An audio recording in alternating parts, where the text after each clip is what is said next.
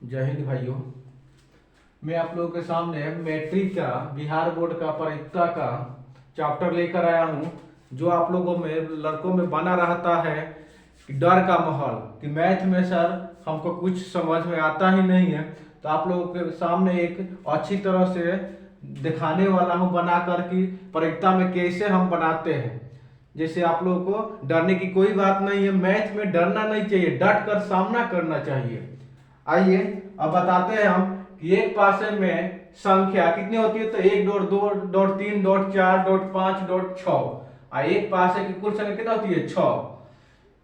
एक पासे कुल संख्या तो 1 2 3 4 5 6 तो 6 हो गया। लेकिन दो पासे की कुल संख्या कितना होती है, तो दो पासे की कुल संख्या होती है, बच्चा सब बोलता है कि 36। तो सही है 36 होती है, लेकिन 36 होती है तो 1.1 1.2 1.3 1.4 1.5 1.6 यानी 6 6 6 6 6 6 यानी 6 गुने 6 तो 6 6 का 36 यानी दो पासों की कुल संख्या कितना हो गया 36। तो आइए हम बता रहे हैं कि परीक्षा में जो एग्जाम में आती है वेरी इंपॉर्टेंट क्वेश्चन कैसे आती है, जरूर आएगी, एक ना एक जरूर आएगी। इसमें से पूछा जा रहा है, जरूर इस क्वेश्चन से एक जरूर पूछा जाएगा। यही क्वेश्चन, एक पासे को एक बार फेंका जाता है तो सम संख्या आने की परीक्षा निकालें। तो यहां लिख दिया गया एक नंबर का हल। एक पासे की कुल संख्या बराबर 6।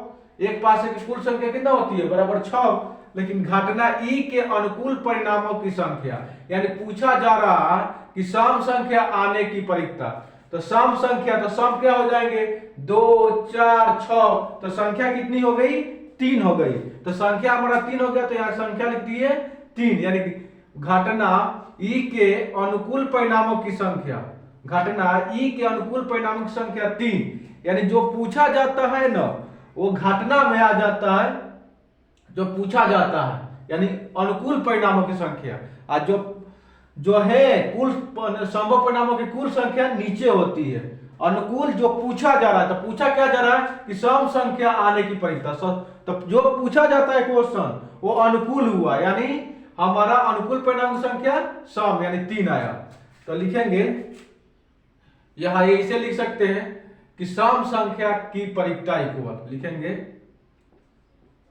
सम संख्या की परीक्षा, सम संख्या की परीक्षा इक्वल दे देंगे। अब यहां लिखते हैं, सूत्र लिख देते हैं संभव नहीं ई के अनुकूल, सॉरी यहां लिख देते हैं ई के अनुकूल परिणामों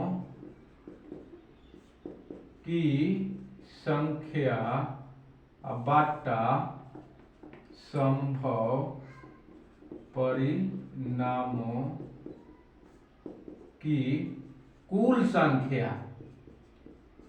अब देखिए कितना आसान हो गया। तो घटना में ई के अनुकूल परिणामों की संख्या क्या माने हैं हम 3 माने, तो 3 लिख दिए। एक पासे की कुल संख्या कितना होता है 6 होता है, तो 6 हो गया। अब इसको हम काट दिए तो बराबर 1/3 दूना 6, आंसर हमारा हो गया 1/। कितना आसान हो गया देखिए बनाने में। जैसे कि पूछे सम संख्या, तो सम संख्या हमारा होता है 2 4 6। अगर विषम संख्या पूछ दे तो इसमें देख लेना, तो विषम संख्या हो जाएगा हमारा इसमें 3 और 5। तो कितना लिख देंगे यहाँ 2 हो जाएगा, यहाँ 2 लिख देंगे, यहाँ 2/6 काट देंगे तो 1/3 आ जाएगा। अब इसी में आ जाइए, जो क्वेश्चन पूछे एक पासे वाला तो बन गया। एक पासा में कोई भी संख्या अगर पूछता है तो आप निकाल सकते हैं। जैसे कि पूछता है कि एक पासे को एक बार फेंका जाता है तो 6 आने की परीक्षा ज्ञात कीजिए। तो 6 इसमें कितना है 6 तो एक ही है, तो यहाँ संख्या में कितना लिख देंगे हम 1, और यहाँ क्या हो जाएगा 1/6 हो जाएगा। आप अब देखिए फिर आएगा कि 2 के ऊपर आने की, 2 के एक पासे को एक बार फेंका जाता है, 2 के ऊपर आने की परीक्षा क्या थी 2 का ऊपर, तो 2 का ऊपर 1 2 3 4, 2 का ऊपर कितना संख्या हो जाएगा 3 4 5 6, तो संख्या हो जाएगा 1 2 3 4। तो यहाँ लिख देंगे 4, यहाँ 4/6 काट देंगे, जो आंसर आएगा वो आंसर हो गया। कितना आसान है। अब आइए अब आते हैं जो हम लोग का दो पासे वाले की, तो दो पासों की कुल संख्या 36 होती है, ये बता भी दिए हैं। अब भाई इसमें 2 नंबर क्वेश्चन जो है बहु क्वेश्चन ऐसे आती है, बार बार आती है। दो पासों के एक साथ फेंका जाते हैं तो दोनों पासों की प्राप्त अंकों का योग 10 या 10 से कम आने की परीक्षा निकालना है। तो 2 नंबर यहां हम लिखते हैं, वहीं लिखते हैं, हल लिखते हैं। 2 नंबर में संभव यानी दो पासों की कुल संख्या लिखते हैं, दो पासों की कुल संख्या बराबर दो पासे कुल संख्या 36। अब घटना लिख देते हैं, फिर यानी एक पासे कुल संख्या लिख रहे थे तो यहाँ दो पासे कुल संख्या और घटना लिखते हैं, घटना ई के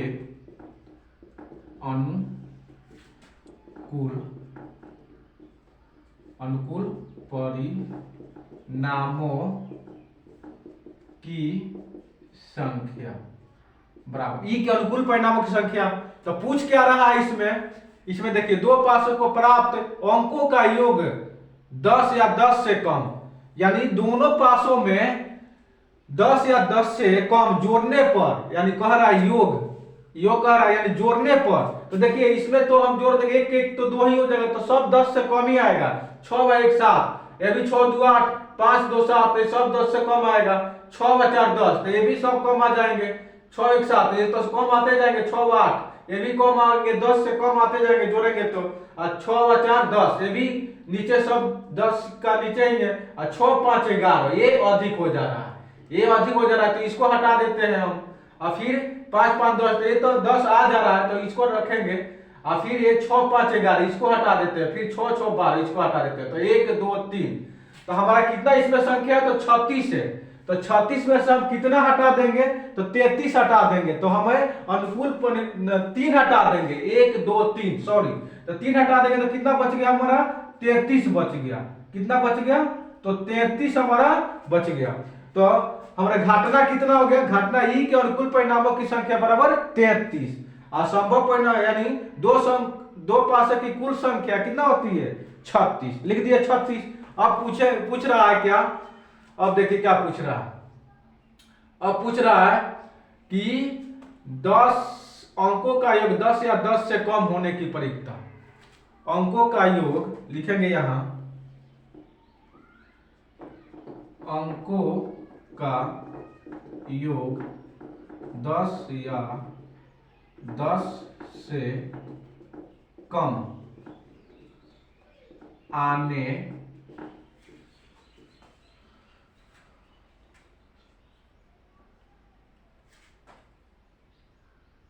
अंकों का योग 10 या 10 दोनों पासों पर,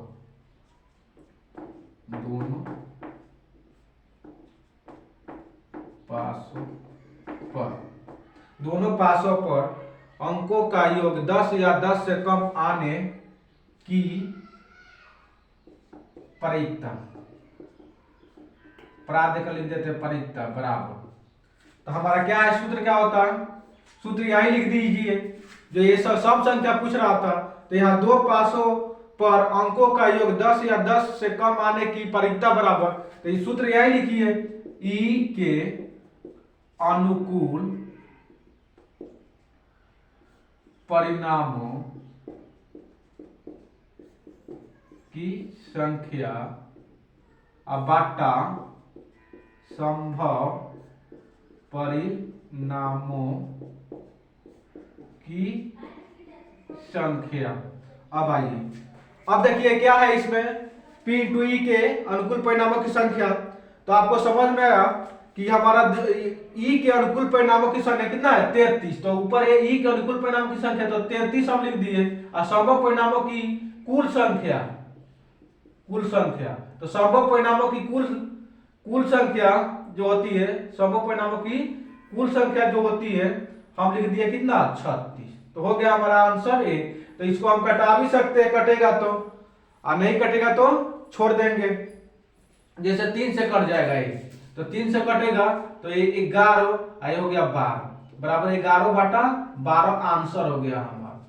अब आइए इसके बाद हम बताना चाहते हैं जो कि हमारा संभव परिणामों की कुल संख्या होगा, संभव परिणामों की कुल संख्या।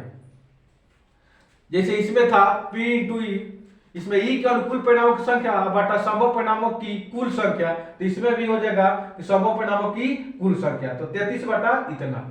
अब आप लोग को समझ में आया होगा। फिर मैं क्वेश्चन बताना चाहता हूं। अब तो ये क्वेश्चन आ गई है, और इसके बाद में बताना चाहता हूं जो बार बार क्वेश्चन आए हैं, 10 योग यानी जोड़ने पे दोनों में हमारा 10 आना चाहिए, तो दोनों को जोड़ने पर 10 या 10 से कम, तो इस 10 से अधिक ए और 3 आ रहा था, तो 3 36 में 3 घटा दिए तो 33 हो गया, तो 33 हमारा अनुकूल परिणाम हो गया, और संभव परिणाम कुल संख्या कितना है तो 36, तो आंसर हो गया था। लेकिन और भी क्वेश्चन बार बार आते हैं, जो क्वेश्चन मैं आप लोग के सामने बताना चाहता हूं। दो पासों को एक बार फेंका जाता है तो दो पासों पर समान अंक आने की परीक्षा, समान अंक, दोनों पासे पे समान अंक, तो समान अंक एक एक हो गया, इसमें समान एक है तो इसमें भी एक है, तो इसमें कोई नहीं है। अब 2 2, 3 3, 4 4, 5 5 और 6 6, तो कितना हुआ, तो एक इसमें एक इसमें एक इसमें एक इसमें 4 एक 5 एक 6, तो कितना हो जाएगा, तो ई के अनुकूल परिणामों की संख्या हमारा हो जाएगा 6, और कुल संख्या कितना होता है तो 36 अब काट देंगे इसको, तो 6 का 6 6 6 का 36, आंसर हो गया 1/3। समान संख्या यानी हमको समान संख्या लाने के लिए और भी क्वेश्चन जो आते हैं बताना चाहता हूं। फिर एक गुना वाला योग तो हो गया, और सब मतलब एक समान आने की, एक समान दोनों में एक समान आने की, ये भी हो गया। अब आ गया गुना वाला, जो दो पासों को एक साथ फेंके जाते हैं तो दोनों पासों के शीर्ष पर प्राप्त अंकों का गुणनफल 12 होने की परीक्षा निकाले, यानी 12 होने की गुणनफल, यानी गुना करने पर 12 ही होना चाहिए। अब देखिए किसमें हम गुना करेंगे 12 आ जाए, तो एक में एक से करेंगे तो 12 आएगा ही नहीं, तो इसमें किसी से नहीं आएगा, ये इसमें भी 6 दूना 12, 6 दूना 12 और 3 चौका 12, तो एक हुआ, एक यहाँ 2 हुआ, और 4 3 12, 3 हुआ, और 3 और क्या आ जाएगा, और 3 एक ये हो गया, 6 दूना 12, तो 4 हो गया, तो अनुकूल परिणाम हमारा 4, और कुल कितना होता है 36, फिर कर देंगे, यानी ये 4 का 4 4 9 36, 1/9 आंसर हो गया। समझ में आए होंगे। गुणनफल है योग, तो गुणनफल का मतलब हुआ कि इसमें गुना करने पर हमारा आना चाहिए, योग का मतलब यह कि दोनों को जोड़ने पर एक समान, यानी एक समान कौन कौन आएंगे, तो एक समान होते हैं, 2 2 एक समान हुआ, 3 3 एक समान हुआ, 4 4 एक समान हुआ, 5 5 एक समान, ये हुआ। तो एक योग वाला आता है, एक गुणनफल वाला होता है, एक समान वाला आता है, ये आप लोग ध्यान दीजिएगा, दो पासे में जरूर आएगा, बहुत इंपॉर्टेंट क्वेश्चन है। और आइए अब आप लोग के बारे में बताना चाहता हूं।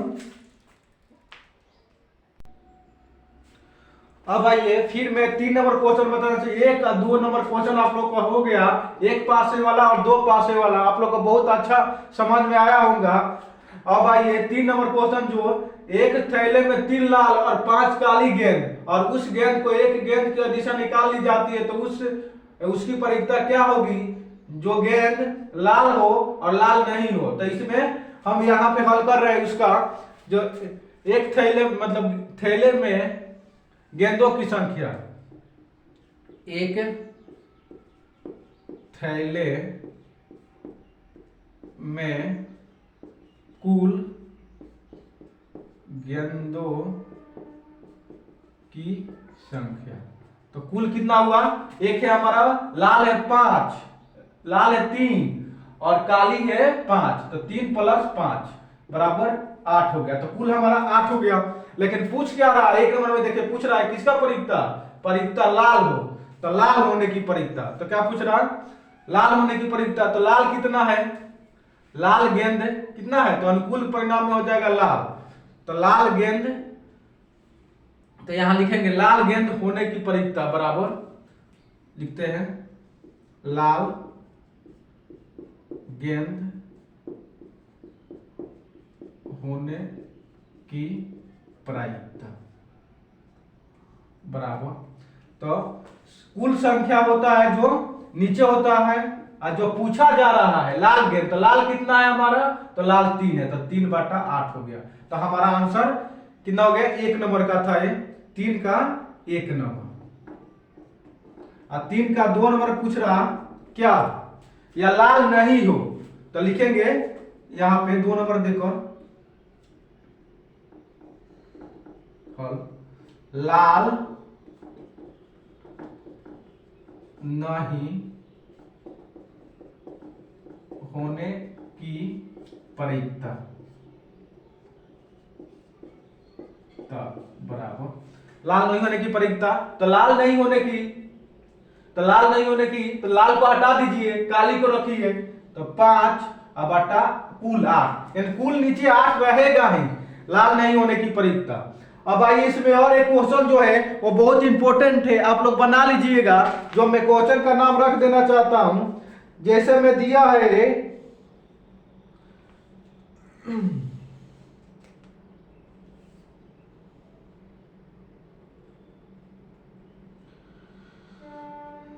इसमें दोगुना करने पर दे रहा है कि एक कभी एक रखने पर, लाल को रखने पर उसकी दोगुना हो जाती है। उस क्वेश्चन को आप लोग कंठक से याद मतलब बना लीजिएगा। और मैं एक और क्वेश्चन बताना चाहता हूं इसी में से कि किसी कारण से 11 खराब पेन 121 अच्छे पेनों में मिल जाते हैं, तो खराब पेन कितना है 11, अच्छे पेन कितना है हमारा, तो 180, 111 नहीं 121 है, 121 है, तो 11 खराब पेन है और 121 अच्छे पेन है, जो कि दे रहा है किसी कारण से 11 खराब पेन 121 अच्छे पेनों में मिल गए हैं, तो मिल जाते तो कितना हो गया, तो 132, तो कुल संख्या कितना हो गया, कुल संख्या यानी संभव परिणाम में कुल संख्या हो गया हमारा 132, तो नीचे 132 लिख देंगे। अब पूछ क्या रहा है देखेंगे, अब पूछ रहा है इसमें कि इसमें निकाले गए, अब इसमें पूछ रहा है कि एक किसी कारण से 11 खराब पेन 121 अच्छे पेनों में से मिल गए हैं, केवल देखकर यह नहीं बताया जा सकता है कि कोई पेन खराब है या अच्छा, इस मिश्रण में से एक पेन दिशा निकाला जाता है, निकाले गए पेन से अच्छा होने की परिकता ज्ञात कीजिए। अच्छा होने की परिकता, इसमें से एक निकालिए तो अच्छा होने की परिकता, तो अच्छा हमारा कितना था, तो 121 था, तो 121 लिख देंगे, अब बटा कुल संख्या का, तो आंसर हमारा एक कटा देंगे, कटेगा तो आंसर हो गया। इसी में पूछता कि खराब होने की यानी पेन अच्छा होने की पूछ रहा है, लेकिन खराब होने की कितनी संख्या हो जाता है 11 बटा 132, 132 ही रहेगा। अब देख लीजिए आप लोग को बहुत अच्छा है, समझ में आया होगा परिकता। इसके लिए मैं इसके बाद भी क्या वाला लेकर आऊंगा, जो कि है आपके पास पैसा वाला, यानी एक रुपये को एक साथ, यानी 2 रुपये को एक साथ उछाला जाता है, तो क्या आएगा, इसके बाद लेकर आऊंगा। और क्या, ताश वाला। तो इसलिए मैं धन्यवाद करता हूं, जय हिंद।